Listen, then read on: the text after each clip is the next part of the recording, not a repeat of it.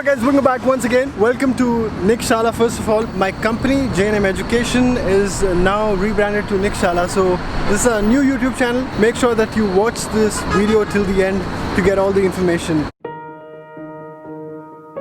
Alright, so second part of this video, master's program for mechanical engineering here in Germany. Step by step.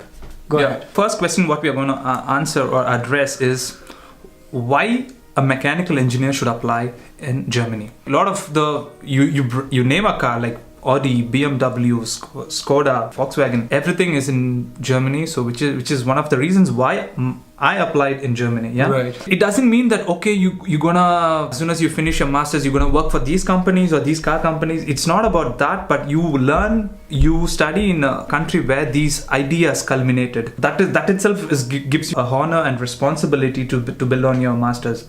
I would say. So that's why you should do your mechanical courses here. I would suggest, because rather than any other world, because German mechanical engineers are most wanted all over the world, and there's no way that you would go without a job or something. It's like you are.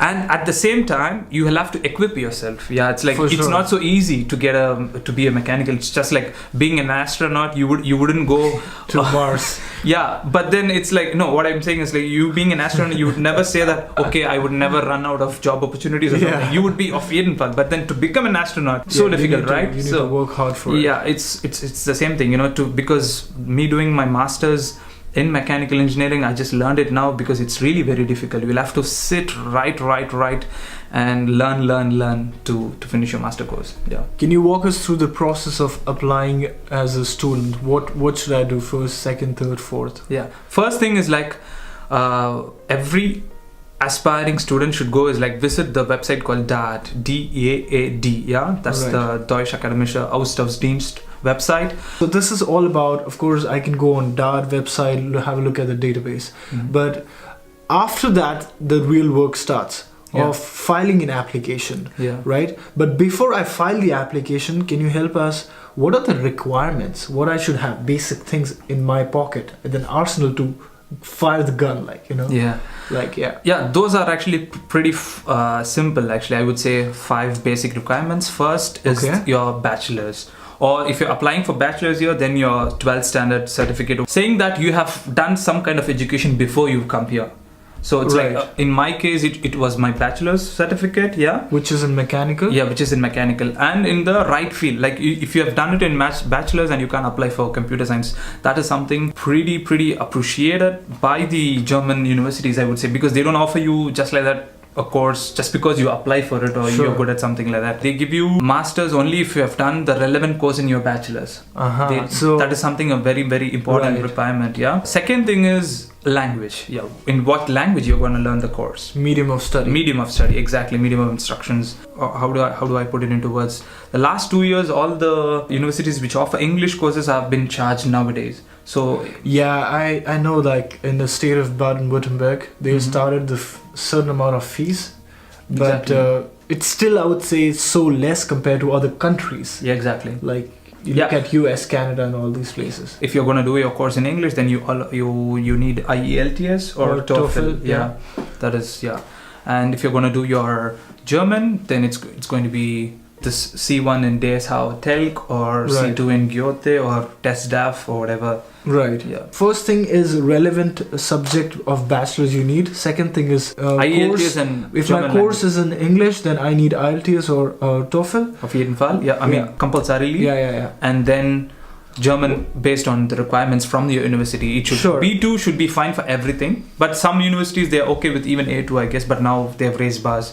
I do not know. You'll have to check in the DAAD websites depending on the course and the university you choose. Then you have the letter of recommendations either from your professors or if you have a work experience from your CEOs or something. So what if people don't have any work experience? They could go to their professors or their principals from the university. It's just that some universities don't really ask for it, but it's better that you send it because it really gives them that this college does really exist and this person is addressing this person from this college. It's like, because if you're a guy who've done some engineering course in some kind of a rural place or something, which they might not would have heard about it unless if you're from all these IITs, then okay.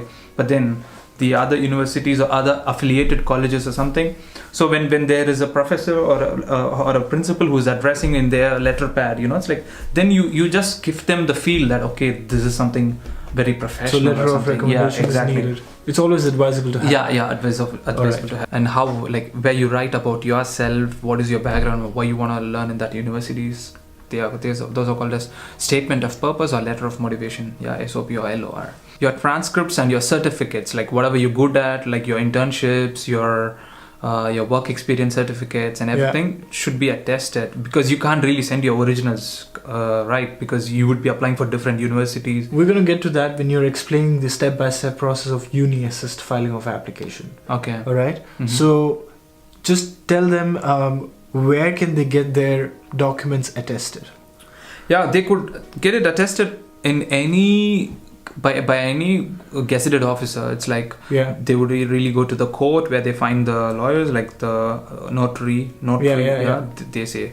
So you could get it there, where you have to see like this copy is original or this is a certified true copy or whatever it is. So that should be fine for an attestation. I mean, I don't know if am I true or not, or is it correct to say, but sometime when I was applying for some applications in India, I also used to go to my local MLA, and they also have some stamps. Yeah, that's what I said. Gazetted officers, like everybody authorized, comes in, like authorized guys, doctors, but everybody through government, by the government, not the private doctors, not the private lawyers, not the private advocates, right? Not the private police officer or security officials or something. The one appointed by the government. Got it. Yeah. Got it. So can you just repeat those 5 important things? So let me repeat actually. So one, you need is bachelor's in the relevant course. So in example, I'm doing mechanical, so I should have mechanical bachelor's. Yeah, exactly. Second thing is I should have a transcripts which are to be attested. But what if a student who is still studying right now while he's pursuing? Yeah, he would be having his semester certificates, like. Or do they? Or this provisional certificate or something, because even when I was applying in 2015, I didn't have my bachelor's certificate with me, so I had to apply it with my provisional certificate. So you take provisional certificate while you're studying in your last semester? Yeah, exactly. That is given to you in the last semester. Right. Let's go back. So quick recap of 5 documents required, 5 things actually. Okay. Relevant bachelor's degree. Language requirement, which is if my course is in English completely, then IELTS or TOEFL, and sometimes even for English courses they ask you for B1 or A2 level of German, so that. Third thing is letter of recommendation, letter of motivation, and then transcripts which are supposed to be attested.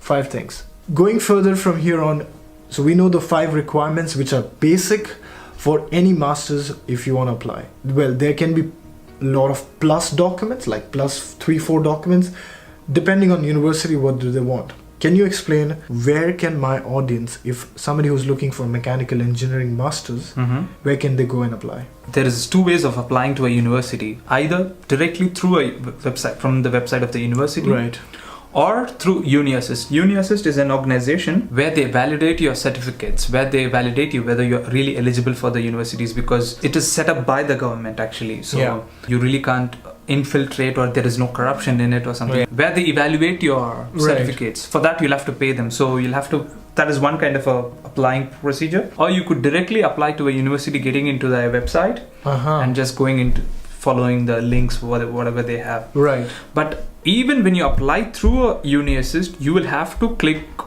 onto the websites, university websites, get the PDF document from the website. Right. It's like the filled in application. I've made a video, 4-part video. I'm going to link it in the description so that you can watch step by step of filing of application through Uni Assist. Now he's explaining, I know what you're saying now. Yeah. It's after filing application, you get a PDF file. Explaining that you, Mr. X, have applied in this university and all the details. You take the printout of that. And what do you do after that? You either take the printout and attach it with your certificates when you're sending into Uni Assist, or if you're applying through online where you scan all your documents and send it, you could just attach this PDF file in the attachments, like where they ask for application. Exactly. Where there's application column, you'll have to apply this, put this, so that the UniSS people know that you're applying for this university. Right. Okay. And I also know that they're supposed to send them a physical copy. Yeah. Also. Some ask for it, some don't, but I did send my physical copy as well. Yeah. What did you include in that? Apart from all the 5 basic things, I added my work experience certificates and all the small courses which I did during my college symposiums, where you have your own talks, and where you held, if you had held any presentations and all these things, the acknowledgement letters. Come on, there are 10,000 students applying for just 25 seats, so you will have to show yourself you're the best. That's true. That's why I when I counsel people here, I always tell them that when you're studying, try to go for internships, because that's what helps you to build your profile really strong. Exactly. It shows that you're more dedicated towards your subject. You are willing to do more than just your studies. Yeah. If you're from India, your borders are no more just India now. Your competition is the world. World, exactly. Right? So it's just a game of supply and demand. Trust me, students from France and Spain and whatnot, it's like we think that European countries are already so educated guys. They themselves apply in Germany to get a German seat or something. So it's like when you're in competence with these guys, when you compete with them, so you should be able to see, for example, when you just click on your achievements, or when you just click on those, like you should see your profile, like how long it goes or something. Right. The board is but please don't add all these petty things. I know. Once they see the petty things, they're just gonna put a cross and they're just gonna throw it away. What, this guy has done something like that, and he has put it in achievement or something. So make sure that whatever you add is really a value in terms of in a global arena. When you see it, right, it should be really a wonderful thing, I would say. Right. Okay.